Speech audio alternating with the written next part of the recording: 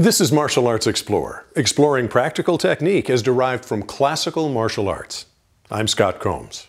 Martial Arts Explorer has become something of a phenomenon.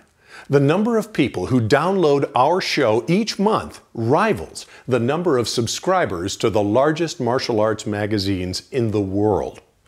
What's more, we've done it in a little more than a year, and we have you to thank for it. Thanks for watching. It's now time to sort of expand the franchise. So we're developing a Martial Arts Explorer website at www.martialartsexplorer.tv. MartialArtsExplorer.tv will offer martial artists a place to go for all kinds of useful stuff in the form of articles, martial arts related news, links to martial arts content from around the world, forums where martial artists can exchange ideas, advice on health, nutrition, fitness, a pro shop, and the Martial Arts Explorer newsletter. The newsletter will come out monthly with terrific information about technique, self-defense, sport martial arts, and the ever-popular more. If you like the sound of all that, please visit www.martialartsexplorer.tv and sign up for our regular updates. By the way, we'll never, ever share your email address with anybody. This time, we're looking at a technique from the P31 series of kata. Much of the time, a movement like this is interpreted as a series of simultaneous high and low blocks. In a lifetime of martial arts training, I have never run across a situation where I could effectively use a movement like this as suggested. Now, I'm not saying it can't happen. I'm just saying that from 1969 until today, I've never encountered a situation where it would have been effective. That being the case, we look at these movements just a little differently. Michael will show you what I mean. Thanks, Scott. We're going to take a look at a little different situation today. We often start with the hand reaching out and reacting to this first motion as it comes towards you. This time we're going to let someone go ahead and we're assuming a grab takes place. We're going to work from an arm position and we're going to use a section of our forms from P31 Sandan to do this.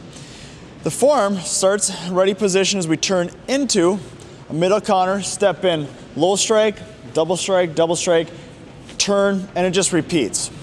All we want to do is examine how we're going to use this from our arm grab positions. Kelly's going to join me. And you'll notice right off the bat that the form actually starts off with a step turn. All right, I'm going to put you on the other side so to use the camera a little better. Now I can go ahead and assume she's coming from my side, and that's why I'm going to do this step turn. We're going to use a lock here where I bring my arm up and I'm going to trap her hand into my bicep of my arm and twist this way, starting to stretch her out. But just because the form moves sideways doesn't mean the attack happens from the side. It could also be telling me if someone reaches across body and grabs the arm, now she was going to pull me forward and twist, maybe winding up for the punch to turn me into my side. It also might be telling me that I need to turn after a 45. Remember, we always want to come to the 45, the outside angle on somebody if possible. So I just take a light step and bring this up. It achieves the same results. Very important to notice, you do not have to do a form to the side just because the form turns that direction. So anyways, it comes in, it reaches here. We're going to trap the wrist here, and I'm going to twist, putting a strain across the wrist, turning the body out. The next section of the form comes in with a low strike here. So twist, strike low. That drives the body back. Now I'm going to double up. When I double up, I'm going to press one down. I'm going to pop the other one up top. Here's a nice triple warmer 17 shot right at the inside of the jaw, right below the ear. Pop into here. Now it switches again in steps. So I'm going to use this switch again to down weight the leg. My hand coming up is going to turn the head, and this motion combines with my turn for my takedown here as I turn across. So remember, we have the triple move.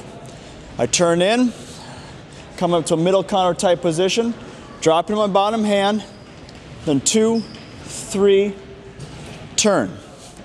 The attack comes in, I move off to the outside at a 45, I start my lock here. Now it shows cat stance. That can mean a couple things. One, I can be coming up and stepping on the foot, I can be grinding on the top of this foot and down weighting them. Two, I might be stepping out and popping a quick kick to off balance or disrupt their thinking about it. So remember, you have options when you do this as to what you're actually doing when you take place. You're going to come in and do a little step, drive in punch, switch punch, down weight. Now I could also clear and sweep or I can simply down weight and sweep across. All right, I'm gonna put it all together, give it a try here.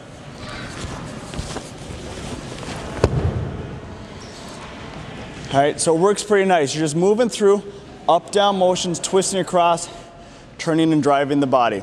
We're gonna get the class, let everybody give it a try.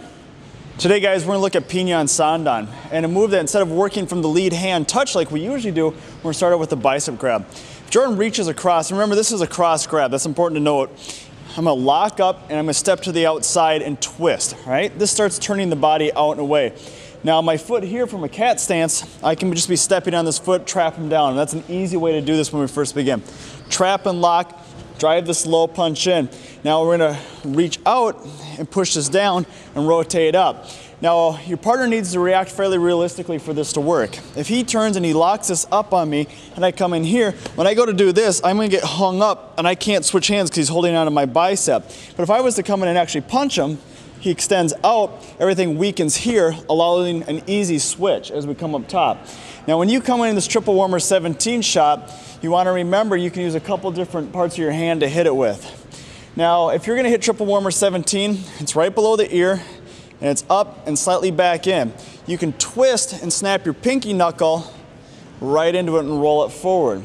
You could also open your hand into what we call a panther strike here, but basically using your door knocker knuckles up top, and you could strike in that direction too. You could switch to a single knuckle and drive in and across. So as I was doing that, twist, strike one, exchange two, here's that pinky knuckle strike snapping in and across.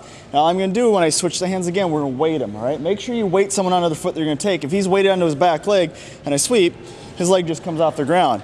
We need to make sure he drops onto this, and then this hand coming up can either reach through, or it's really nice just to turn the head, start the turn, keep pulling, step in, and twist through and down. All right, you guys give it a try. Thanks, Sean.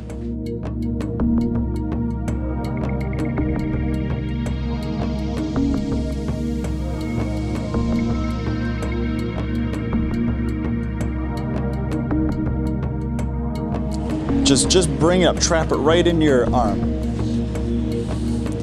There you go, just trap him over. Don't lean your body, just turn his.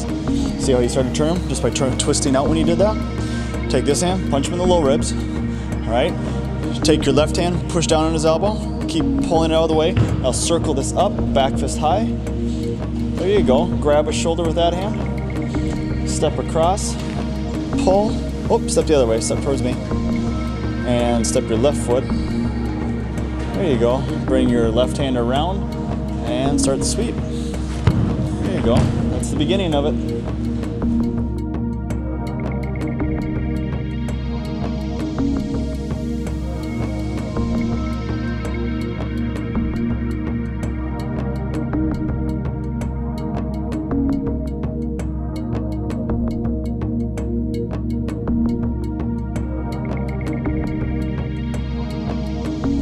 All right, guys, listen up real quick. Some of you are having a problem with one move. Not necessarily a problem, but there's a way to make it better, all right? When I trap this hand, remember it's lock tight and twist. And notice I'm palm in. You're always stronger coming this way. If we turn out this way, you're not as flexible and I don't get the same squeeze in here. So turn palm in this way, crush it into your bicep and then twist over. Instead of going palm out and trying to push across, you're not able to lock it as tight. So everybody wants to make sure, just like you're doing bicep curls, curl it in and twist, right? And then do that all in one motion right here. And that's gonna start to lock them out nice. Turn that hand towards you. There you go.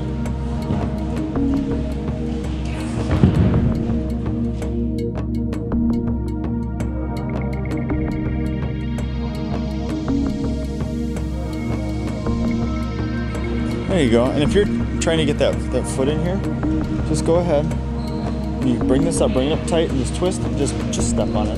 That's all I'm doing. Just move your body out of the way, and just step on it. Punch to drive back. All right, and swap here, pull out, cross. Good. Nice. There it is. Grab the shoulder. Now step through, and twist. Good. Nice and tight on your throws, hip to hip. You always want to make sure, remember your basics when you're practicing, especially basics like being a good partner. Give a good reaction. If you go ahead and you lock this arm up before you even start, you're going to defeat the move. So remember, surprise is an important part of self-defense. You need to react appropriately as if someone suddenly moved and hit you and you did not know it was coming. Always keep that in mind. Back to Scott. If you don't have an appropriate place to throw your partner, don't. Simply move through the technique to the point of unbalancing your opponent in the throwing sequence. And then go no further. This will protect your partner and the household furniture. As always, if you try this technique at home, use caution. We're not responsible for any injuries that may occur, and we're certainly not responsible for any breakage. If you like Martial Arts Explorer, please check out our new website at www.martialartsexplorer.tv and sign up for our regular updates. We'd consider it a personal favor if you did. For Martial Arts Explorer and Michael Klein up here, I'm Scott Combs.